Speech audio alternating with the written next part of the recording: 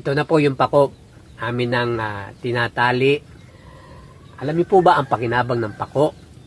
Ang pako ay maraming pakinabang sa ating pangkalusugan. May ibang katawagan dito.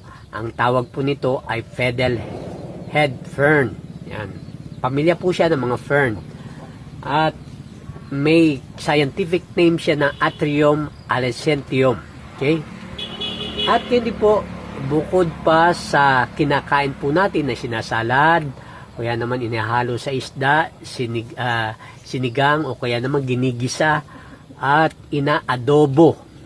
Yan. At siyempre, napakataas po nito sa fiber. Atin pong ni-research kung ano po ba ang iba pang benefits ng pako. Yan. Ito pong pako na ito ay tinatawag na indigenous vegetable. Ibig sabihin, talagang nakikita lang siya sa mga kagubatan at saka bibihira po siya. Sa ibang bansa, wala po nito.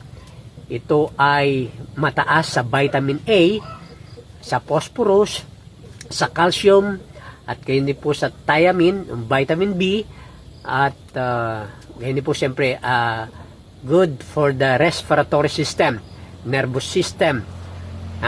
At maganda din po ito sa mata, kung gusto natin maging malinaw ang ating mga mata, at sa ating mga buto, at hindi po sa ating mga ngipin.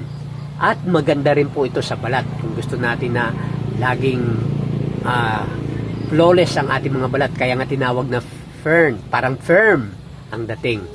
At bukod po doon, siyempre dahil itong pako na ito ay mataas siya sa antioxidant, mabilis gumaling ang sugat ng isang tao. Ang ginagawa pa po ng iba dito, ayon sa research po natin, pagka ikaw may sugat, itinatapal po ito o ipinipiga yung kanyang katas, o kaya naman yung dahon niya ay itinatapal. Yan.